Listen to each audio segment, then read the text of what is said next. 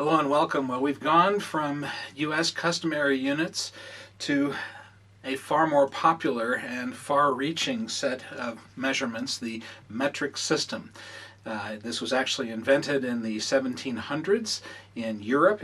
Actually, many of the founding fathers of the United States of America were actually advocates of the United States becoming early adopters of the metric system, but perhaps British sensibilities overruled the day and kept things in the British system at the time. But there actually was a movement in the 1970s for the United States to actually move to the metric system, but it was abandoned in the early 80s, and we haven't really tried again since. Since then, however, we've had a widespread use of the metric system throughout the world, and in fact, with the advent of other countries like India and China and the European Union all coming online and becoming ever increasing members of the global economic forum, it becomes more and more important for Americans to understand and be able to work with units that are part of the metric system. So as we're doing this, let's first of all start with some warm-up problems. I've given you a series of multiplication problems and division problems. Each time we're taking the same number, and we are, in the first four cases, multiplying them by powers of 10. We're doing the same thing in the second four problems, except we're not multiplying, but dividing. See if you can notice what the pattern is as we do so. Take some time for that.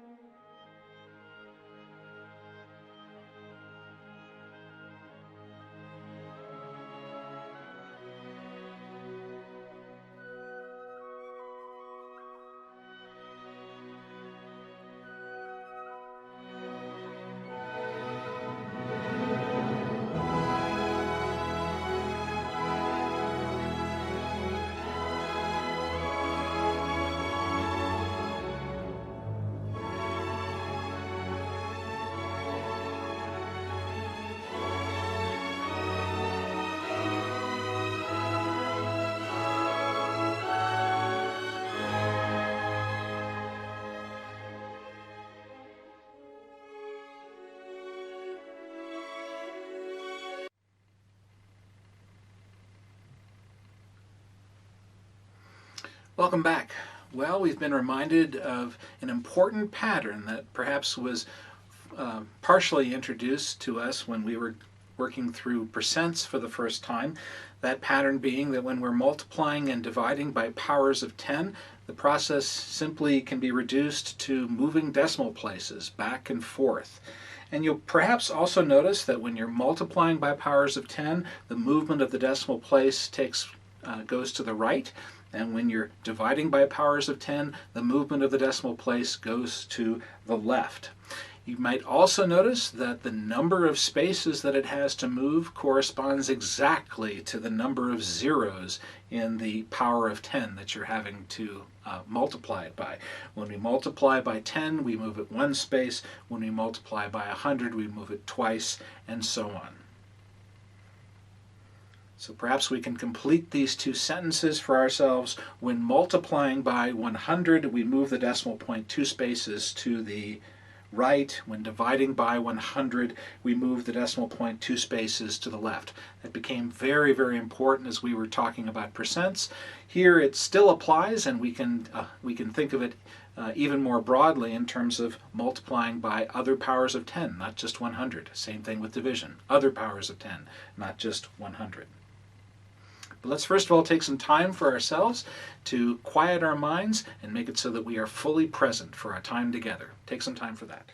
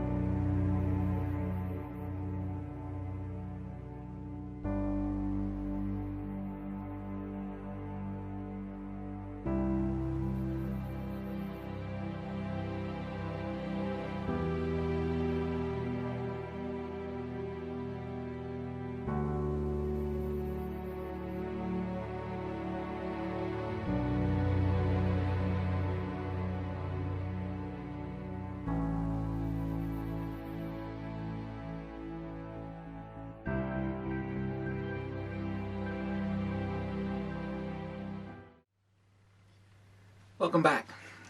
When we were going through customary units for the United States, we did that really in three sections. We first talked about units of length, then we talked about units of weight, and we then talked about units of capacity or volume.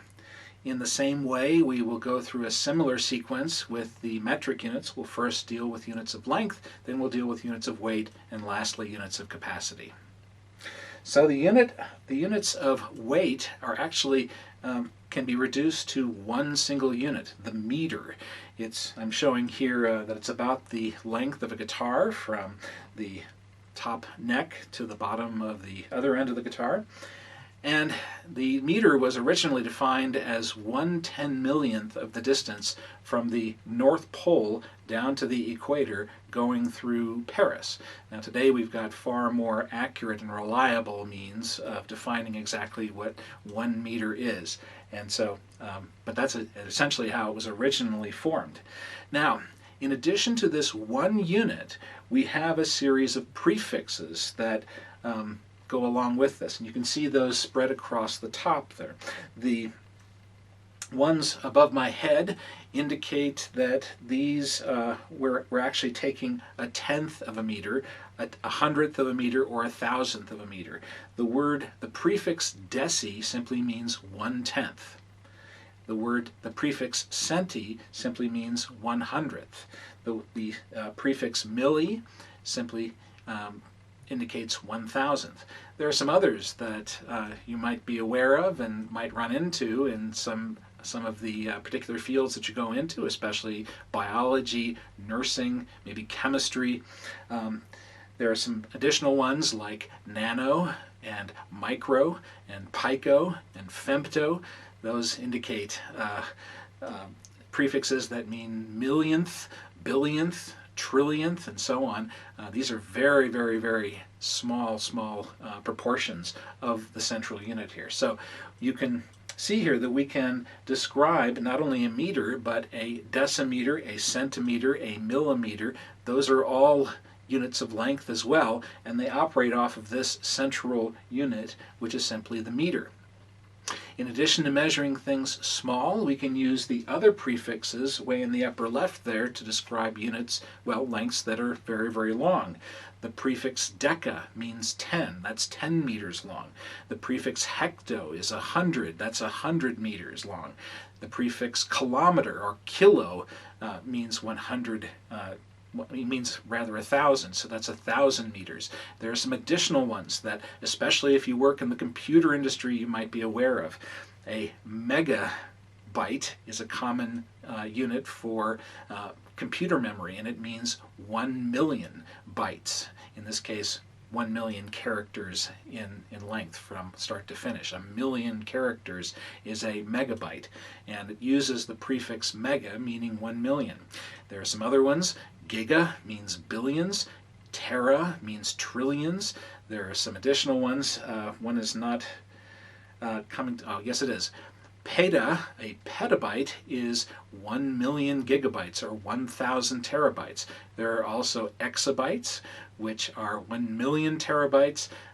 There are even some that are, I believe, yottabytes. That's when we're dealing with yottabytes and exabytes, we're starting to deal with ways in which we can measure the total amount of data that's on the internet, or, frankly, the total amount of information that the United States government is storing for all of us individuals here.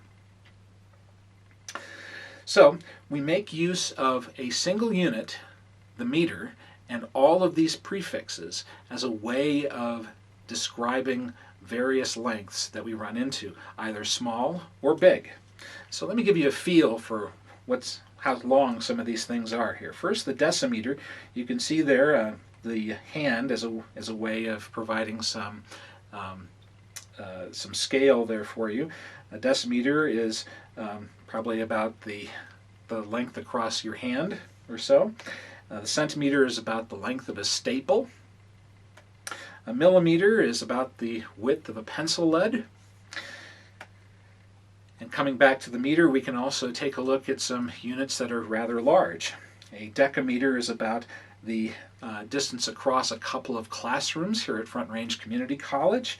A hectometer, now you're talking about the distance across one of the larger buildings here at Front Range. And a kilometer, now we're starting to take a look at distances on the same level as about half of a mile or so. The distance from Front Range along Harmony Avenue before Harmony begins to bend northward, that's about a kilometer or so. So take a moment to ask yourself, what's the width of this penny? Well, the units that you're seeing there are centimeters, so you can see that we're showing here from 0 to 12 centimeters, and with that in mind, you can see the smaller lines there as being millimeters or tenths of a centimeter, which means that it's since it's on the 8th one of those lines there, we can describe this as either 1.8 centimeters or 18 millimeters. If you were to count each one of those individual lines there, you'd count 18 of them before you got to that position of that arrow there. So you can see that it's actually a lot easier to measure things using the metric system than it is using our traditional U.S. customary units. And also the process of conversions between these units is far easier, again because we're dealing with powers of 10. The process of converting from one to the other involves multiplying and dividing by 10, which, as you recall from the warm-up, just means moving decimal points. So as we're converting, in this case, from kilometers to meters, you're about to see that it simply involves moving a decimal place. And I've actually got this diagram sitting up here. We start with this little green dot here that's sitting below kilo here because we're starting with kilometers. And you'll notice that in going from kilometers to meters, that green dot moves 3 spaces. That's a good indication that our decimal point is actually going to move 3 spaces to the right when we convert from kilometers to meters. 10.4 kilometers is the same thing as 10,400 meters. See how easy that is? There's a few other examples we can do here. Now we're starting at millimeters, 88 millimeters. We want to convert that to millimeters. We want to convert that to meters, rather. And so in this case, we are moving that little green dot 3 spaces to the left. We will do the same thing with the decimal place. 88 millimeters now becomes 0.088 meters. Let's take a look at some units of weight as well. As you can see, the central unit of weight in the metric system is actually quite light. A couple of tablets of aspirin or ibuprofen or something would be approximately 1 gram. And here again, we get to use these same prefixes across the top as we're describing different units of weight, either large or small. So let's actually describe some of the larger units of weight. A decagram, or 10 grams, is about the weight of a CD or a DVD. A hectogram, or about 100 grams, you can see it's being represented there by some whipped butter that's being placed into a small cup like that. Or perhaps some whipped potatoes or something like that. It's probably whipped potatoes, actually, now that I think about it. And lastly, a kilogram, you can see a representation there of something that's about 1 kilogram in weight. So the important thing here is to get a feel for exactly what these things are. When there's some test questions I'm going to give you, like, for example, this paper clip is 3 kilograms in weight. Does that make sense? And you should be able to say, no, that doesn't make sense. That'd be an exceptionally large and heavy couple of paper clips there. We actually know kilograms. That's actually the most common use of the word kilo in our popular vernacular, usually in the context of selling drugs, I'm afraid. But that is something that in which the metric system has made it into our popular vernacular. Coming back to grams, we can now take a look at units of weight that are much smaller. A decigram, now we're talking about the weight of a single paperclip or so. A centigram, now we're talking about the weight of a feather. And lastly, if we're looking at milligrams, we're talking about weights of a few grains of salt, a very, very small unit of measure indeed.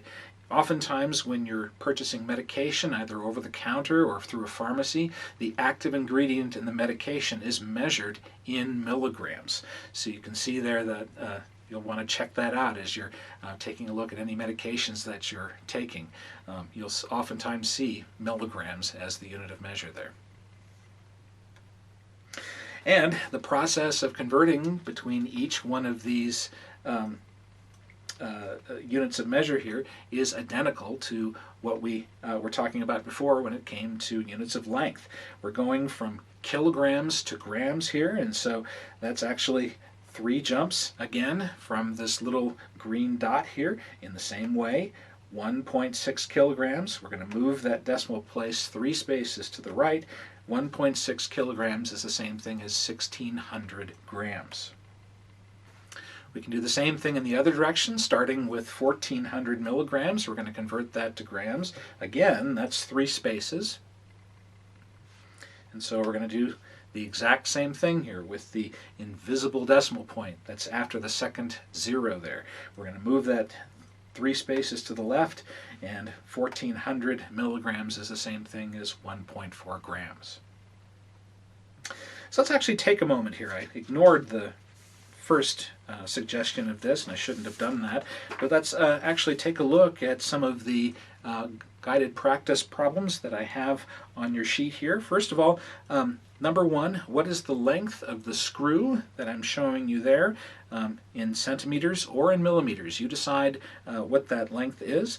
Also, number 2, I'd like you to convert 6.2 kilometers to meters, as well as 64,000 centimeters to meters. Let's actually work on number 3 as well here, converting 864 centimeters to meters and 8.2 kilometers to meters. Take some time for that.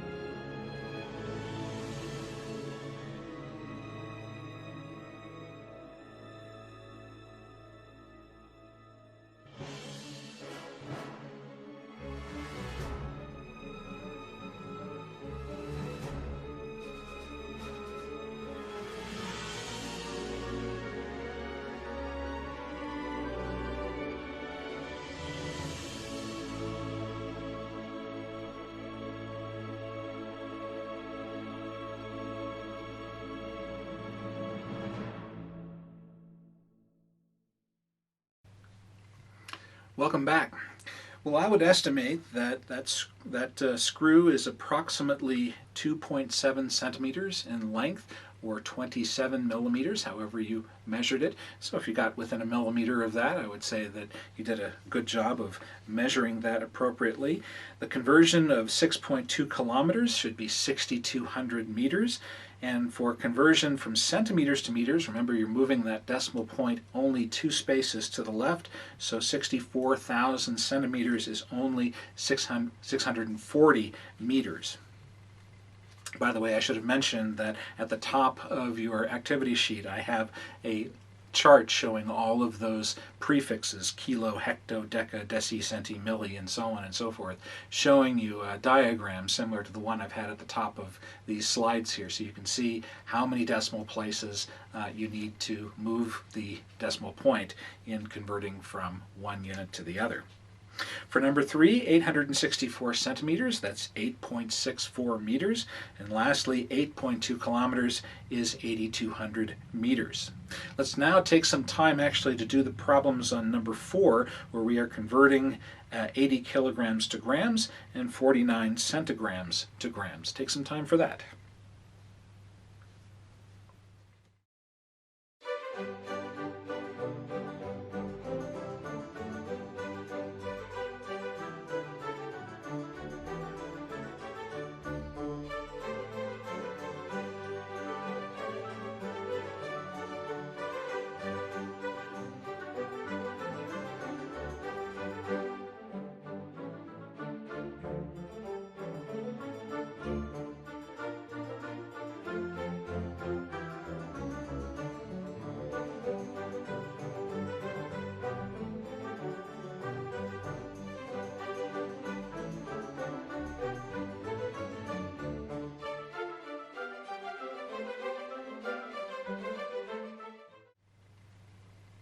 Welcome back.